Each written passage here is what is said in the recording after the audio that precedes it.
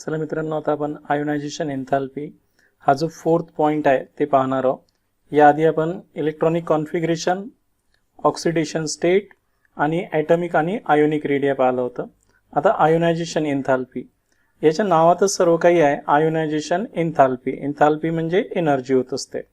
आता एखादा ॲटम असेल तर त्या ॲटमचा जो सर्वात लूजली बॉन्डेड इलेक्ट्रॉन्स असेल, ज्याला आपण व्हॅलेन्शियल इलेक्ट्रॉन्स म्हणत असतो, हा काढण्यासाठी जी लागणारी एनर्जी आहे त्या एनर्जीला आपण आयोनायझेशन एन्थॅल्पी असं म्हणत असतो.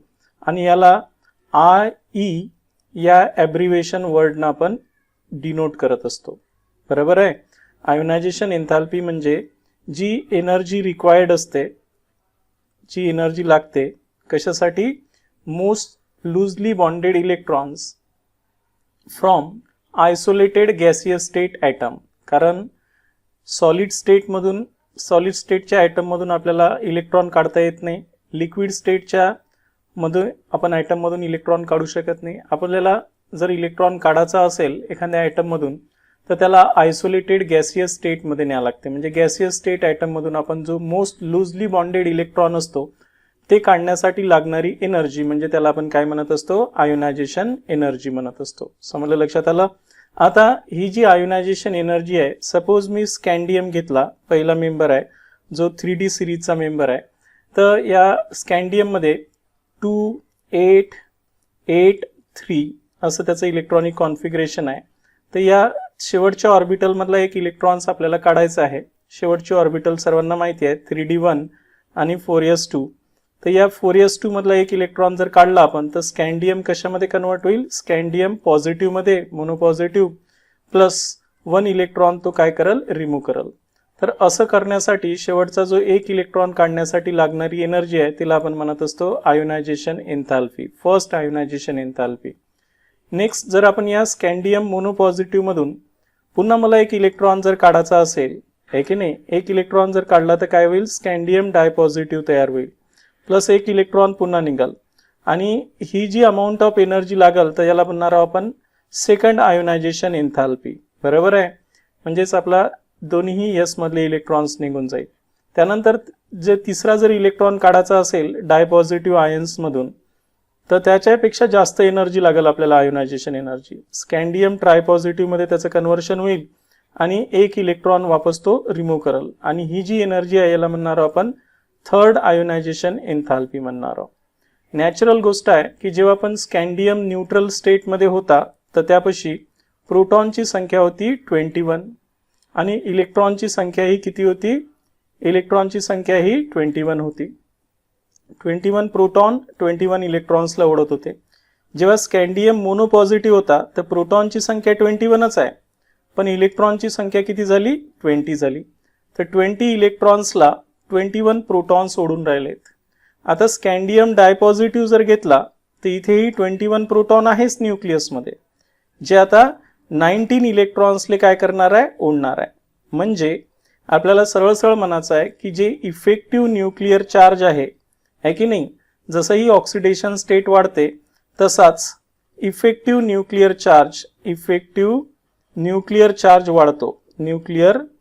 चार्ज वाढतो. आणि त्याच्यामुळं नॅचरली जी फर्स्ट आयोनायझेशन एन्थॅल्पीच्या व्हॅल्यूपेक्षा सेकंड आयोनायझेशन एन्थॅल्पीची व्हॅल्यू जास्त असेल आणि थर्ड आयोनायझेशन एन्थॅल्पीची व्हॅल्यू त्याच्यापेक्षा जास्त असेल. म्हणून आपण सांगत असतो की आयोनायझेशन एन्थॅल्पीच्या ज्या व्हॅल्यू आहे तर हे जर फर्स्ट आयोनायझेशन एन्थॅल्पीची व्हॅल्यू जर असेल तर यापेक्षा जो दुसरा इलेक्ट्रॉन काढणार आहोत आपण मोनोव्हॅलंट आयन्स म्हणून आहे ना, तर त्याला जास्त एनर्जी लागल. आणि त्याही पेक्षा जे तिसरा इलेक्ट्रॉन काढण्यासाठी लागणारी एनर्जी आहे त्याला आपण थर्ड आयोनायझेशन एन्थॅल्पी म्हणतो, ते त्याच्याही पेक्षा जास्त लागल अँड सो ऑन. जर आपल्याला चौथा काढायचा असेल तर त्याला आपण फोर्थ आयोनायझेशन एन्थॅल्पी म्हणत असतो. दोन गोष्टी तुमच्या लक्षात आल्या असेल. सर्वात पहिल्यांदा तर आपल्याला आयोनायझेशन एन्थॅल्पीची डेफिनेशन करायची आहे. याच्या नावातच आहे, एखाद्या न्यूट्रल ॲटम मधून एक इलेक्ट्रॉन काढून त्याला आयन्समध्ये, कॅटायनमध्ये कन्वर्ट करायचा आहे. तर नॅचरली त्याचा जो लूजली बॉन्डेड इलेक्ट्रॉन्स आहे तोच निघल. आपल्याला त्याला एनर्जी द्यावं लागल. त्याला एनर्जी याच्यासाठी द्यावं लागल कारण न्यूक्लियसचं आउटर मोस्ट ऑर्बिटल इलेक्ट्रॉनचं अट्रॅक्शन असते आणि हे अट्रॅक्शन तोडण्यासाठी आपल्याला एनर्जी द्यावं लागल, आहे ना. आणि ही जी एनर्जी असते जे रिक्वायर्ड असते to remove the most loosely bonded electron from isolated gaseous state atom. Isolated gaseous state atom मधून जो शेवटचा इलेक्ट्रॉन काढण्यासाठी लागणारी एनर्जी आहे त्याला आपण आयोनायझेशन एन्थाल्पी म्हणत असतो, ज्याला आपण आई न डिनोट करत असतो. तर आपण जर एखाद्या न्यूट्रल ॲटम मधून एक इलेक्ट्रॉन काढला तर जी पहिली आयोनायझेशन एन्थाल्पी आहे त्याला फर्स्ट आयोनायझेशन एन्थाल्पी म्हणतो. दुसरा इलेक्ट्रॉन काढला तर सेकंड आयोनायझेशन एन्थाल्पी म्हणतो. तिसरा इलेक्ट्रॉन काढला तर थर्ड आयोनायझेशन एन्थाल्पी म्हणतो. पण तुम्हाला माहिती आहे की फर्स्ट आयोनायझेशन एन्थाल्पी पेक्षा सेकंड आयोनायझेशन एन्थाल्पीची व्हॅल्यू जास्त असते आणि सेकंड आयोनायझेशन पेक्षा थर्ड आयोनायझेशन एन्थाल्पीची व्हॅल्यू त्याही पेक्षा जास्त असते. आणि चौथी असेल तर फोर्थ आयोनायझेशनची एन्थाल्पीची व्हॅल्यू त्याच्याही पेक्षा जास्त आहे. कारण जसं ही ऑक्सिडेशन स्टेट वाढते तसतसा इफेक्टिव्ह न्यूक्लिअर चार्ज सुद्धा काय होत असते, इन्क्रीज होत असते आणि naturally ionization enthalpy goes on increases. हे तर पहिलं झालं आयोनायझेशन एन्थाल्पी विषयी. आता आयोनायझेशन एन्थाल्पी समजून घेण्यासाठी दुसरा महत्त्वाचा पॉइंट आहे की फॅक्टर्स अफेक्टिंग, काय सांगणार आहोत आपण, factor affecting on ionization enthalpy. Ionization एन्थाल्पीवर कोणकोणते फॅक्टर काय करत असतात, अफेक्ट करत असतात. तर पहिलं फॅक्टर आपण अफेक्टिंग करणारं ते सांगणार आहोत की ॲटमिक साईज. पहिलं फॅक्टर कोणतं सांगणार आहोत आपण, ॲटमिक साईज. ॲटमिक साईज जर काय झाली, इन्क्रीज झाली तर आयोनायझेशन एन्थाल्पी काय होत असते, डिक्रीज होत असते. आता हे काय भानगड आहे ते समजून घेऊ आपण. सपोज हे न्यूक्लियस आहे आणि छोटा ॲटम असेल तर छोट्या ॲटमचा जो शेवटचा इलेक्ट्रॉन्स आहे हा न्यूक्लियसला एकदम टाईटली हेल्ड असेल आणि टाईटली हेल्ड असेल तर आपल्याला काय लागल, मोर एनर्जी रिक्वायर्ड लागल टू रिमूव्ह दिस इलेक्ट्रॉन्स. बरोबर आहे. हे जर ॲटम आता मोठा झाला तर याचा शेवटचा इलेक्ट्रॉन्स न्यूक्लियसपासून खूप दूर असेल, त्याच्यामुळे न्यूक्लियसचं आणि आउटर मोस्ट ऑर्बिटल इलेक्ट्रॉनचं अट्रॅक्शन खूप कमी असेल आणि त्याच्यामुळे हा जो शेवटचा इलेक्ट्रॉन काढण्यासाठी लागणारी एनर्जी आहे ही एनर्जी काय करायला लागेल, आपल्याला कमी द्यावं लागेल आणि म्हणून याची आयोनायझेशन एन्थाल्पी काय असेल, लो असेल. म्हणजे ॲटमिक साईज जर मोठी असेल तर आयोनायझेशन एन्थाल्पी कमी लागते. म्हणून आयोनायझेशन एन्थाल्पी कमी केव्हा लागते, जेव्हा ॲटमची साईज मोठी होत असते. हे पहिलं फॅक्टर आहे. दुसरं फॅक्टर आपल्याला समजून घ्यायचं आहे आयोनायझेशन एन्थाल्पी म्हटलं तर ते फॅक्टर म्हणजे शिल्डिंग इफेक्ट. कोणता आहे, शिल्डिंग इफेक्ट. तर शिल्डिंग इफेक्टचा आयोनायझेशन एन्थाल्पीवर कसा असर होतो ते समजून घेऊ. तर शिल्डिंग इफेक्ट जर वाढला तर आयोनायझेशन एन्थाल्पी कमी होत असते. नॅचरल आहे. शिल्डिंग इफेक्ट केव्हा वाढल तर आपण हे जे डी ब्लॉक एलिमेंट शिकत असतो तर तिथे सर्वात शेवटच्या ऑर्बिटलमधले एस मधले इलेक्ट्रॉन्स आहेत 4s आणि 3D मध्ये असतात इलेक्ट्रॉन्स. बरोबर आहे. आणि या न्यूक्लियसचं आणि आउटर मोस्ट ऑर्बिटल 4sचं अट्रॅक्शन असते.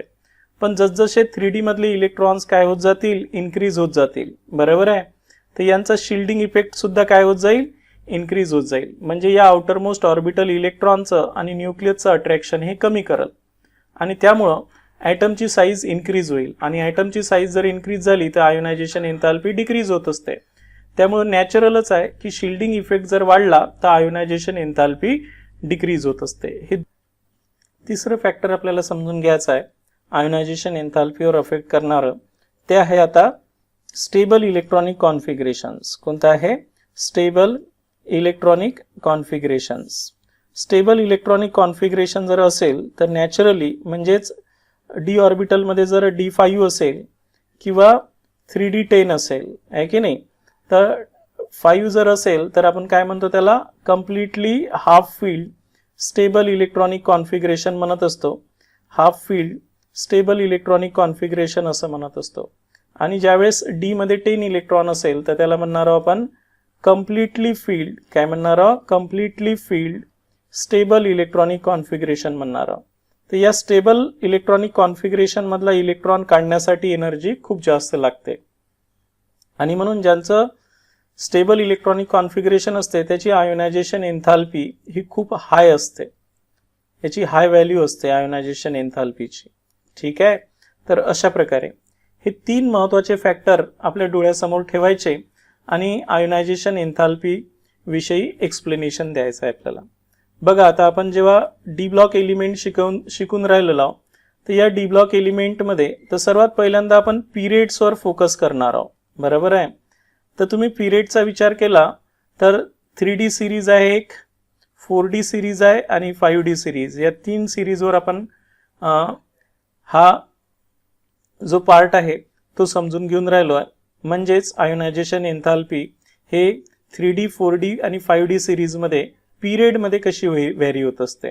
पिरियडमध्ये आपण लेफ्ट टू राईट जात असतो. काय जात असतो? लेफ्ट टू राईट जातो.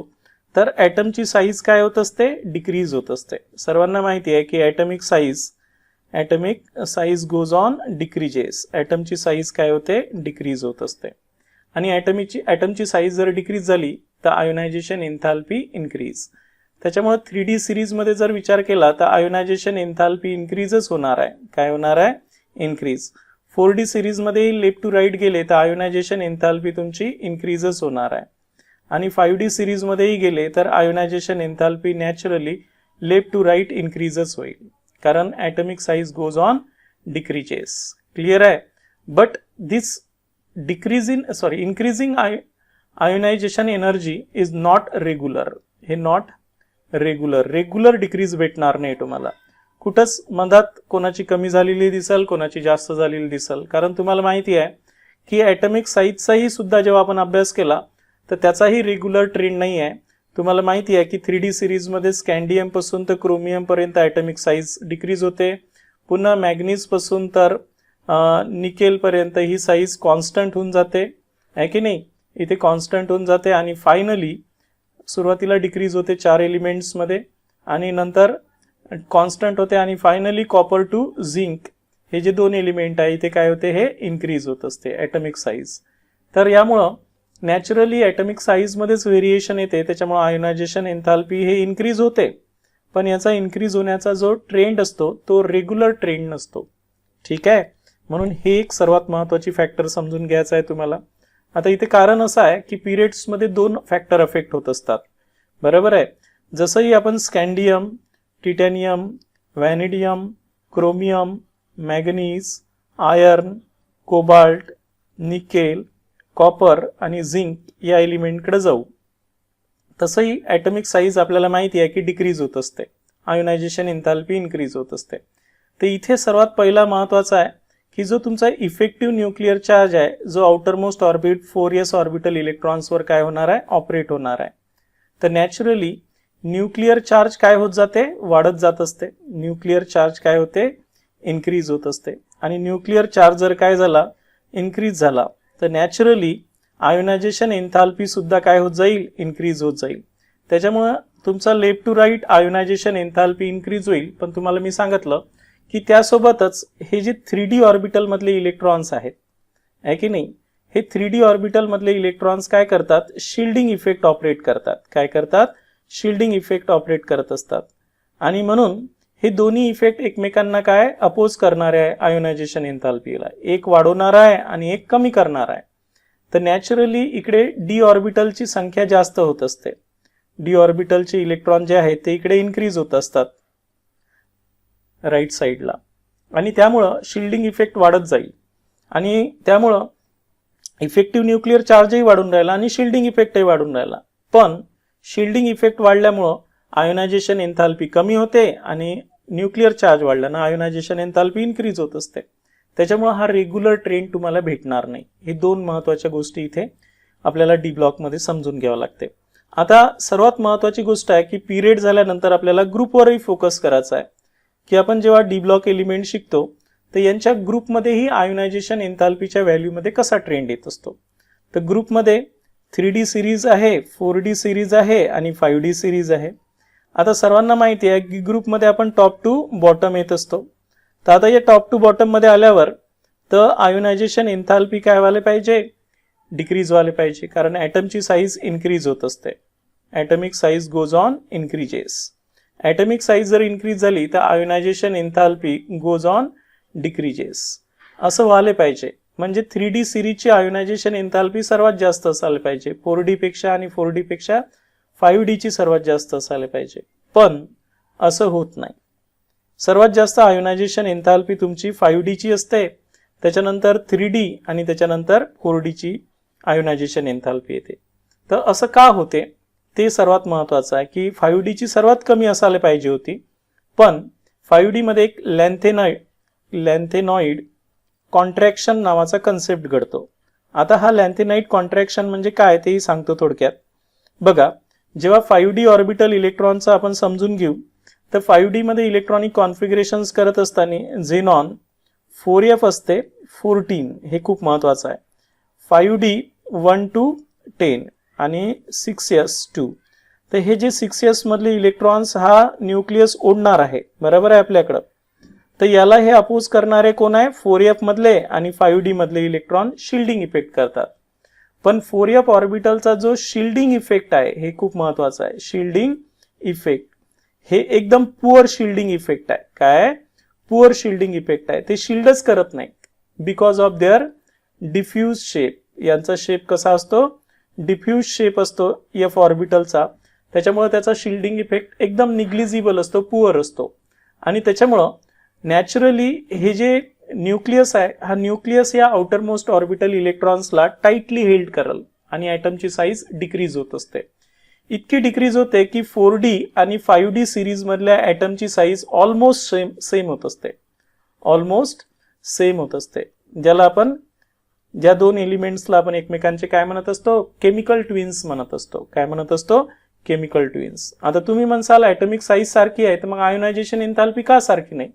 ॲटॉमिक साईज जरी सारखी आहे, पण इथचा जो इफेक्टिव्ह न्यूक्लिअर चार्ज आहे, कोणता? Effective nuclear charge. Effective nuclear charge कोणाचा? 4D मधला हे कमी आहे आणि इफेक्टिव्ह न्यूक्लिअर चार्ज तुमचा 5D मधला जास्त आहे. इफेक्टिव्ह न्यूक्लिअर चार्ज 5D मधला जास्त आहे आणि नॅचरली 5D ऑर्बिटल मधला इफेक्टिव्ह न्यूक्लिअर चार्ज जास्त असल्यामुळं तो एकदम टाइटली हेल्ड करून ठेवल आउटर मोस्ट ऑर्बिटल इलेक्ट्रॉन्सला. आणि म्हणूनच 5D ऑर्बिटल इलेक्ट्रॉनची म्हणजे 5D सिरीजची म्हणजे त्याला आपण थर्ड ट्रान्झिशन सिरीज म्हणत असतो, याची आयोनायझेशन एन्थाल्पी सर्वात जास्त असेल, नंतर 3D, नंतर 4D. तुम्ही ते ग्राफिकली पाहूनच घेसाल. त्याच्यानंतर आता आपण हेच जे सर्व समजून घेतलं आतापर्यंत, तर ते सर्व आता आपल्या जे पुस्तकातनी कन्सेप्च्युअली मांडलेलं आहे त्याच प्रकारे आपण समजून घेऊ. तर ionization enthalpy of transition element. Transition एलिमेंटच्या आयोनायझेशन एन्थाल्पीवर आपण फोकस करून राहिलो. Ionization enthalpy of transition elements are lie in between those of S block element and P block element. S block element आणि P block element च्या मधातली या D block element ची जी ionisation enthalpy आहे ते इंटरमिडिएट असते, बरोबर आहे. तर कोणापेक्षा जास्त असते? S block element पेक्षा जास्त असते, पण P block element पेक्षा कमी असते. त्याच्यामुळे it is higher to those of the S block element and lower than those of the P block element. Ionization enthalpy gradually increases. सर्वांना माहिती आहे की इथे जर तुम्ही व्हॅल्यू जर पाहिल्या तर ग्रॅज्युअली हे काय झालेली दिसते? इन्क्रीज झालेली दिसते. 632 फर्स्ट आयोनायझेशन एन्थाल्पी, टायटॅनियमची 659, त्याच्यानंतर व्हॅनिडियमची 650, क्रोमियमची 652 अशी इन्क्रीज होताना दिसते आयोनायझेशन एन्थाल्पी, बरोबर आहे. Ionization enthalpy gradually increases with increasing atomic number. Atomic number जसा जसा वाढतो तसतसा आयोनायझेशन एन्थाल्पी ट्रान्झिशन सिरीज मधली काय होते? वाढते. But it is not increases regularly, म्हणजे इरेग्युलर ऑब्झर्वड आहे, म्हणजे रेग्युलर इन्क्रीज होताना दिसत नाही. कुठंच मधातनी वाढलेली दिसते, इथे कमी झालेली दिसते, ते वाढलेली दिसते. अशा प्रकारे हा ट्रेंड तुम्हाला रेग्युलर भेटणार नाही. त्याच्यामुळे the first, second and third ionization एन्थाल्पीचा जर विचार केला तर सर्वांना माहिती आहे की थर्ड आयोनायझेशन एन्थाल्पी ही ऑलवेज ग्रेटर असते कोणापेक्षा? सेकंड आयोनायझेशन एन्थाल्पी पेक्षा, आणि second ionization enthalpy first ionization enthalpy पेक्षा. तुम्ही इथे पहा, तर हे जे फर्स्ट आयोनायझेशन एन्थाल्पी आहे याच्यापेक्षा second ionization enthalpy almost double झालेली दिसते आणि थर्ड आयोनायझेशन एन्थाल्पी त्याच्याही डबल झालेली दिसते. म्हणून आयोनायझेशन एन्थाल्पी हे इन्क्रीज होत असते. तर third ionization enthalpy is always greater than second than first with the increasing nuclear charge. जसा जसा न्यूक्लिअर चार्ज वाढतो तसा आयोनायझेशन एन्थाल्पी सुद्धा वाढत असते. तर अशा प्रकारे हे तुम्हाला आयोनायझेशन एन्थाल्पी ट्रान्झिशन एलिमेंट्स मधली ट्रेंड कसा आहे, in between the S block and P block element आहे, ग्रॅज्युअली इन्क्रीज होत असते. पण हा जो इन्क्रीज आहे तो इरेग्युलर ऑब्झर्वेशन मध्ये येतो. थर्ड आयोनायझेशन एन्थाल्पी ही जास्त असते सेकंड आयोनायझेशन एन्थाल्पीपेक्षा आणि फर्स्ट आयोनायझेशन एन्थाल्पीपेक्षा.